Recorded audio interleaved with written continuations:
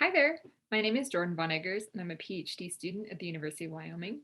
Today I'm going to talk briefly about the controls on biogeography and assembly of microbial communities from lake sediments. So I'd like to take a moment to thank my wonderful advisors, my collaborators, and our funding sources whose logos I'm showing here down at the bottom. So why do we care about microbes in mud at the bottom of distant mountain lakes like I'm showing here in this picture?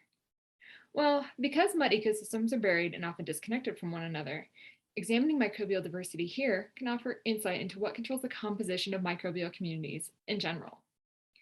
Microbes also perform critical ecosystem functions, including biogeochemical cycling. They form the base of the food web, and they're the most abundant organism in aquatic ecosystems. Yet we know so little about them, especially how they're assembled across large spatial extents.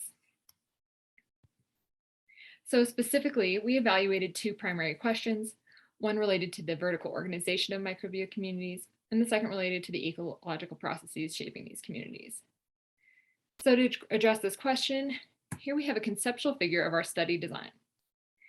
So because each of these sediment cores are situated at the bottom of lakes with different environmental characteristics, shown here with the different light colors, and with different dispersal limitations shown with the arrows, and in mountain ranges hundreds of kilometers away from one another, you can imagine that these spatially isolated communities are highly susceptible to stochasticity or drift, especially when you consider the additional level of isolation that occurs as microbes are buried into deeper sediment layers at the bottom of the lake.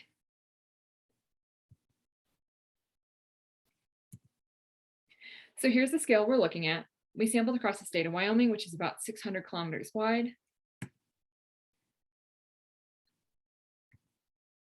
And now these boxes outline our 4 study areas across the state. And these are really non-trivial distances between mountain ranges, especially if you're the size of a microbe, which is why we expected to see dispersal limitation influencing microbial assembly. And lastly, here we have the insets of those mountain ranges with lake locations and water depths where we collected those cores, with darker blue points representing deeper lakes. So in total, we collected and subsampled 47 sediment cores from 37 lakes across Wyoming, and we performed carbon and nitrogen analysis, along with 16S metabarcoding of the V4 region here at the University of Wyoming's Genome Technologies Lab. So now I'm going to go through 4 major takeaways from what we've learned exploring this data set. So our first takeaway is that we found evidence for 3 distinct zones: the surface, replacement, and depauperate zones, shown here in this photo. And these zones were first proposed by Wurzbacher in 2017 in his microbiome paper. We found these zones to be robust features throughout our entire study area. And so this transition from the surface to depauperate zone is marked by an extreme shift in ecological setting from a nutrient and oxygen-rich environment at the top to an anoxic low-energy zone at the bottom. And we also found that different organisms were dominant in each of these zones. So here on the right, I'm showing the top 5 families or phyla in our data set. And so the gray lines represent individual cores, and the colored lines represent the average abundance across all cores. And it also corresponds to the zone that each group is dominant in. So for example, undifferentiated proteobacterium teal represents the category that's most abundant in the surface, then declines in abundance in the replacement and depauperate zone. The tan line represents groups that are not as abundant in the surface, but become abundant in the replacement zone and remain abundant throughout the rest of the core. And lastly, our brown lines represent groups that are not abundant in the surface zone, become a little bit more abundant in the replacement zone, but then really become dominant in the deep depauperate zone. And so the triangles here represent archaeal groups, and this is an entirely different domain than bacteria. And so what we found were that in general, archaeal microbes increase with sediment depth. And so while we started by focusing on the top 5 groups here, we found that these characteristic patterns with depth were present across all taxonomic levels, from phyla all the way down to individual species, or ESVs. And this is really impressive because those gray lines include lakes that are just 1 meter deep, that have a lot of light penetration, mixing, and are completely frozen throughout the winter months.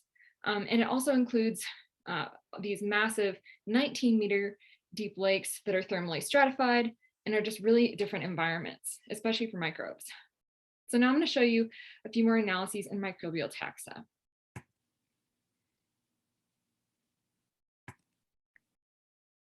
Okay, so here we have our alpha diversity metrics, with the mean in the colored line and the shaded area representing the standard deviation. And so the main trend we see here is a decline in all three of the diversity metrics during the burial process into deeper sediments. And so here we have our carbon and nitrogen measurements. And just to put this simply, this reinforces that the surface is a really different environment than deeper sediment layers where there's less labile carbon and nitrogen available.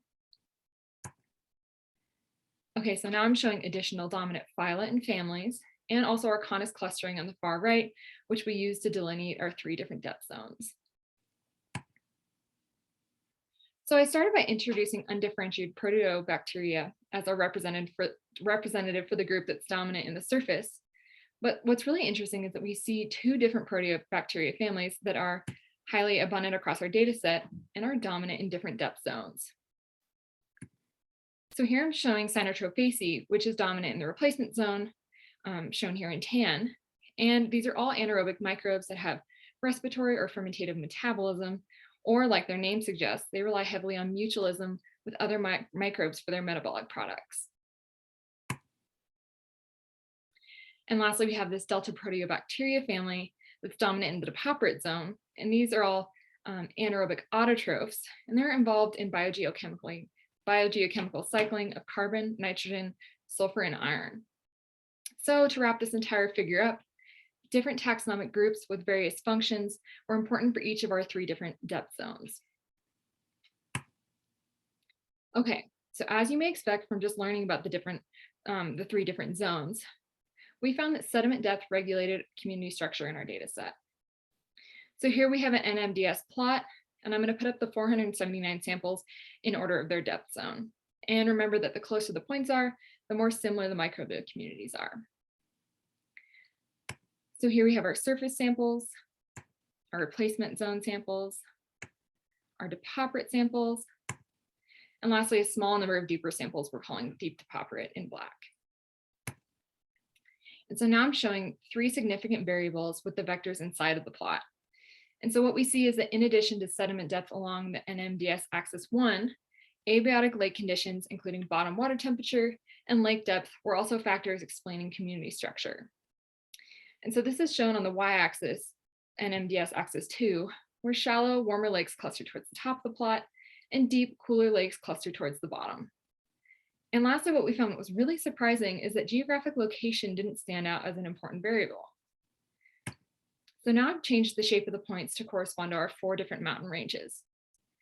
And so we don't see significant clustering by mountain range, and this is really unexpected due to the sheer distances between our study areas. Okay, so now we're looking at community similarity from pairwise comparisons across a spatial scale and across lake environments. So community similarities on the y-axis, where higher values mean more similar communities, and the points with the black outline represents comparisons from the same lake. So to start with the top plot, the x-axis is the distance in kilometers between two samples, and then the y-axis is how similar those two communities are. And so what we see is that we have high similarity when you compare samples within the same lake, and this declines when you're comparing samples from two different lakes. But whether those lakes are 10 kilometers apart or 400 kilometers apart doesn't make a huge difference. So now if we change the y-axis to lake environmental dissimilarity, we see that samples from the same lake and core can be quite similar, but this decreases as temperature, pH, and dissolved oxygen differ across sites. So overall, these patterns indicate that both spatial and environmental factors may be important for driving patterns of diversity. And so this led us to the question, what ecological processes could be explaining the differences we see between communities? So to address this question, we used a null model approach from Stegan et al. In 2013, which again looks at pairwise comparisons. And this is a really cool approach because it assesses how genetically related two communities are, rather than just using a site by species table. And so I'm going to oversimplify here, but we made a null distribution of mean phylogenetic distance across the data set. And then the degree that one individual comparison of two samples departs from the distribution helps us identify environmental selection processes, shown here in light and dark green. And I'm going to explain the difference between these two when we go through the results. So when there was no significant departure from the null expectation, we did a subsequent partitioning looking at a null distribution from stochastically assembled communities to assess stochastic processes arriving from different dispersal levels, shown in the blue and gray here.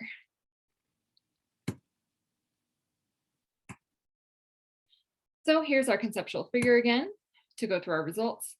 So first we looked at comparisons from cores within the same lake and within each of the 3 different sediment depth zones. And note, while these do look like sediment cores, they're bar plots of the proportion of the assembly processes on the y-axis with the total number of comparisons on the number with the number at the top of the bar plot. So what we see here is a dominance of light green, indicating homogeneous selection. And so this means that the environment, which includes both the abiotic and biotic influences, were similar enough to select for genetically related taxa. And so then when we compare between 2 different lakes, the story is a little bit different. So here we see an increase in dark green, which is variable selection, meaning that the environment is different enough to select for genetically dissimilar or distantly related taxa. And so we also see a little bit of more dispersal limitation in the dark blue, and this makes sense because we saw a little bit of this effect of geographic distance in the last slide. So with the overall increase in the dark green, the variable selection, these differences are likely driven by the different sedimentary environments, which are closely tied to abiotic lake conditions, including temperature and depth, lake depth. So when we step back, the main thing we see is the dominance of green in both columns, so both light and dark green, suggesting that the difference among communities we see are a function of environmental selection. And so this is really surprising because we really expected more stochastic processes, which would have shown up as blue and gray, because our isolated lake sediment habitats are hundreds of kilometers away from one another in distant mountain ranges. So remember, from the beginning, we wanted to look at the vertical organization of and ecological processes behind microbial communities in isolated habitats. And so our 4 major takeaways are, first, that we found evidence for 3 distinct zones and remarkably consistent trends in the dominant phyla and family across our 47 sediment cores from the 4 mountain ranges. Second, we found that sediment depth, water temperature, and lake depth were more important factors for shaping community structure than geographic location. Third, we saw high community similarity when comparing lakes with similar abiotic conditions, and then this decreased when comparing communities from 2 different lakes with different environments. And lastly, when we look more into what could be shaping the differences we observed between 2 communities, we found that deterministic processes, more than stochastic, were shaping these highly isolated communities. And so finally, despite the high barrier to dispersal between distant mountain ranges and the potential for randomly assembled communities in our isolated lake sediment habitats, our data suggests that dispersal is sufficient to allow for the environment to select for specific, well-suited microbes for the lake and sediment depth zone that they inhabit. But how would I make these findings accessible to someone who isn't familiar with ecological theories, such as my family? So I've said things like, microbes have wings, but I think more accurately, I would say that we have the potential to make mountain lake sediment microbial communities in the air all around us. We really just need the right mud environment. And so with that, I'll just make a quick plug for a sedimentary DNA graduate and postdoc group that I host for the American time zone, where we informally discuss various aspects of our research. So if you or someone you know would like to join, please send me an email. And we're going to start back up in September of 2022, later this year. And so with that, I thank you for your time and your attention today.